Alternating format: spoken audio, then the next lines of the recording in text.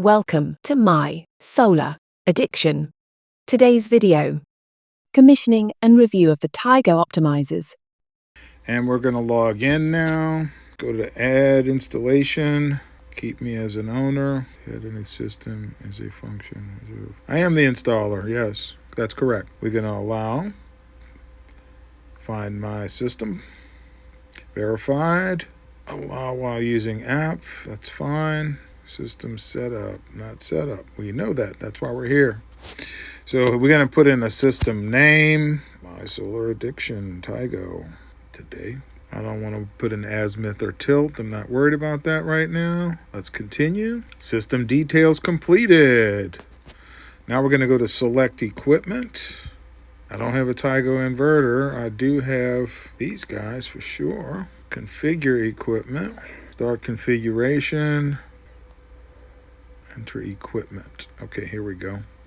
Let's do scan. Tap scan. Let's see what happens. It's scanning. Oh. Number of taps. We only have one for now. That may change in the future. We're going to tap add. So we've added our CCA.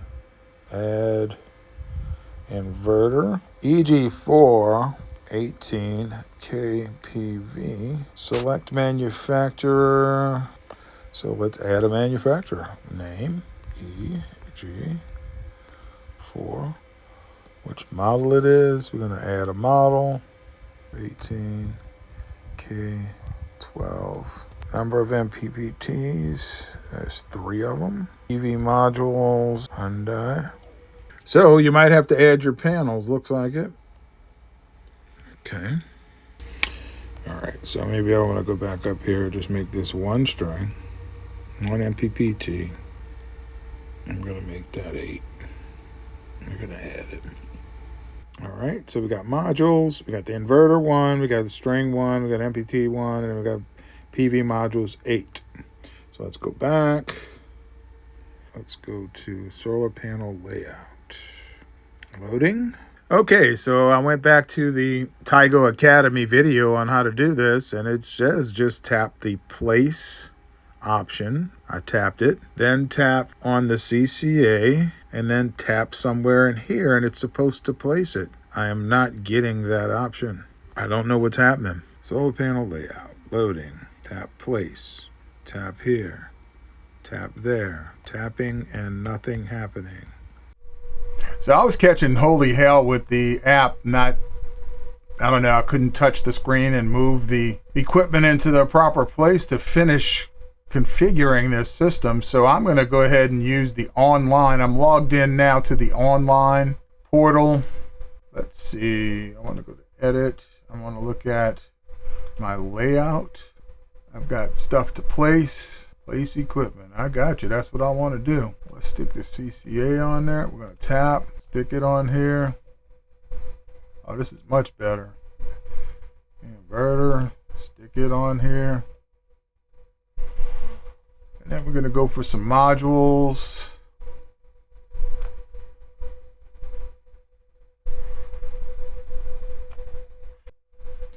Let's go back.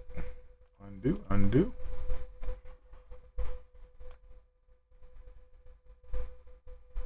Four.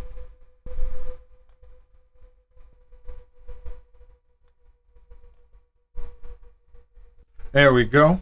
Okay, so now I'm back in the app. My system showing up there. I'm going to tap on that, and then we're going to tap edit, and then configure equipment. We need to go there. We need to go to layout, and I want to scan. Select an object to start to scan. This one. I want to scan that one.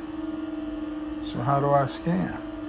Equipment already exists. Position serial numbers will change. Do you want to continue? Yes. Scan, start. Yes, allow. It's not scanning at all. It's trying to take a picture. Edit layout. But once you press scan, then you can enter it manually. 4AX 4-R. It's going to be 4- last but not least 6DEN. And I'm going to say done. Site info, equipment, layout. All the serial numbers stayed. Commission report. 8 modules. Overview.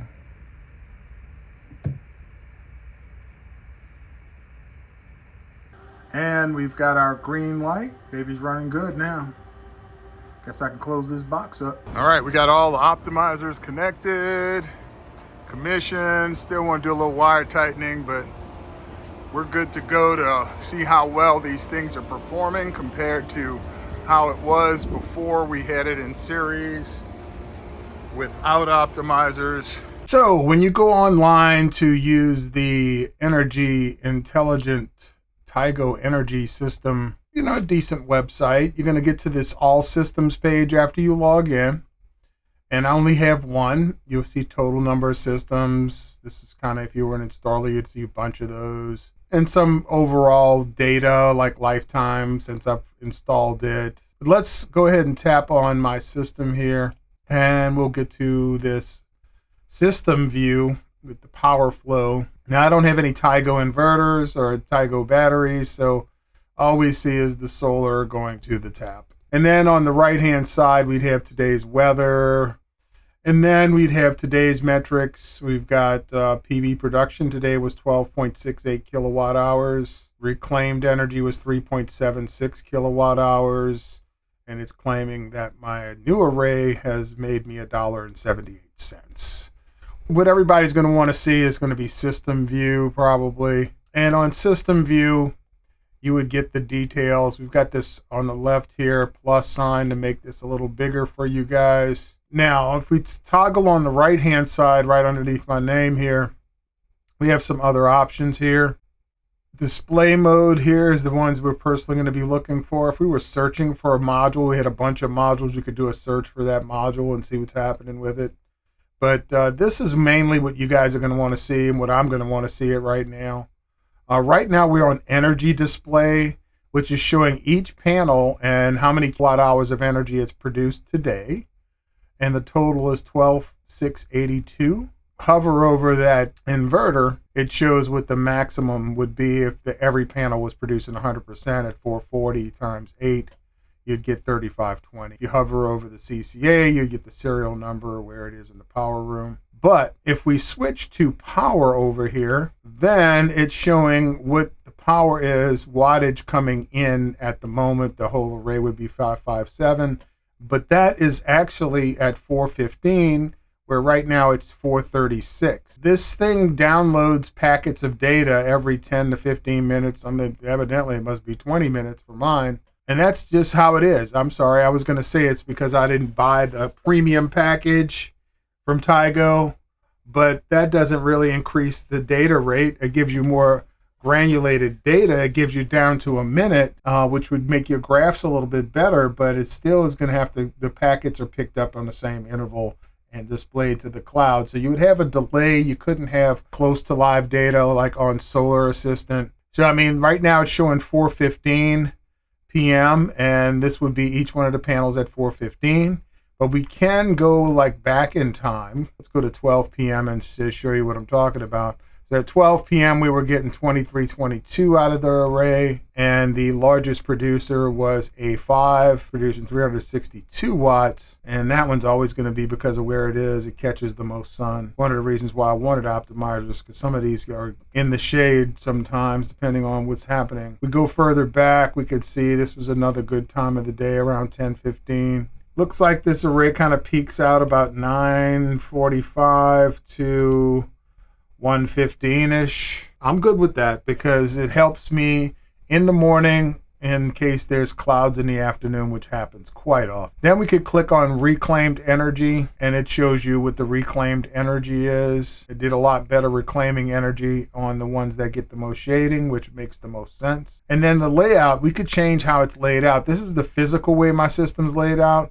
It's 2 rows of 4, making an 8-panel array. But if I switch to electrical, it just shows you they're all in series. And then block is just makes a block out of it. I don't know what the difference is with block.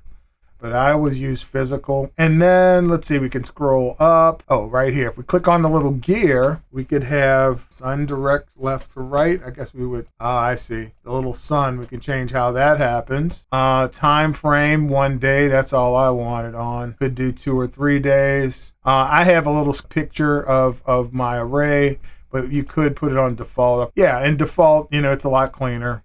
And like I said, we can go back in time and we can go around 12 o'clock. We were getting at 23:22, and that's not our overall peak. So I'm going to show you on Solar Assistant what I'm talking about. So it does make a difference. Then we click on charts over here and we'll show you the charts. This is an hourly chart, and we could do by the minute and get more granular. And we could see today's peak was 1.81, but then we got to add the 677 to it, I guess, to get our total, which was that 23 something.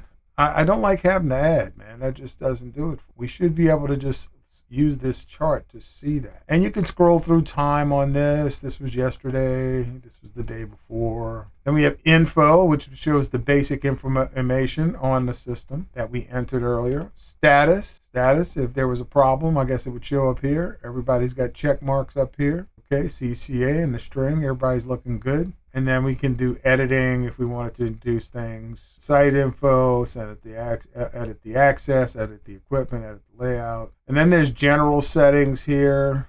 When I first, kind of analyzed the numbers on this before yesterday, I had a new peak. I was a little disappointed because it didn't show any real difference between the 8 panels in series without the optimizers and then with the 8 panels in series with the optimizers. But then I went and looked at Solar Assistant, because Solar Assistant has kind of better up to second by second data. And I look at the graph. Let's go down to power. Now let's go back in time. Let's give it a couple days. And it was yesterday, even though it was a funky day, we had a new peak, like the highest peak right here. Let's see. Yeah, 2.82 kilowatts. That's the new peak. Now my peak before I put the optimizers on was 2.5. And basically what we get is 12.8% increase in production. It doesn't quite match what this is saying. I mean, this is saying much bigger chunk than 12.8%. So let's look at the overview screen. Solar reclaimed, it's claiming 30%. I don't know if that's accurate, but I'd love to figure out how they're doing their math. I do like having the numbers at my fingertips, knowing which panels are producing what. That first screen was total production from the panels. This is the wattage that's coming through. But watch when I show you this. Let's go back to Solar Assistant. Go to that MPPT. It's showing 1.38, and that's about it. It's close, but it's because of a time differential. The Solar Assistant is going to be more exact time, whereas this is showing what time. It's 2:15. Let's go at 2:15 and see if we get 1440. The Solar Assistant saying at 12:15 MPPT3, which is that array, was producing 2.3, whereas this is saying 1444. I will have to investigate and see if we can figure out what's going on there. But overall, I do like the additional production. It's allowing me to get through these hot summer months. The whole reason for adding this array was to catch some of that morning sunshine and help us get through this time of year, which was our hardest part last year. We had to actually go back on the grid a couple of days. I'm happy. I think I'm going to put these puppies on my patio cover for sure. I don't know if I'm going to do the pergola. All right, folks. Tigo, east-facing array, 440 watt Hyundai panels, bifacials, not facing south, so they're facing east. So I don't expect them to get the production of 440 watts of each panel. The whole point was to catch that morning sun when the sun is in the east sky, and we can catch some of that juice. Very cool stuff. Hope you enjoyed the video. Please like and subscribe. And if you use our affiliate links, it does help out the channel. Take care and stay solar addicted. Thank you for watching. Hope you enjoyed our video.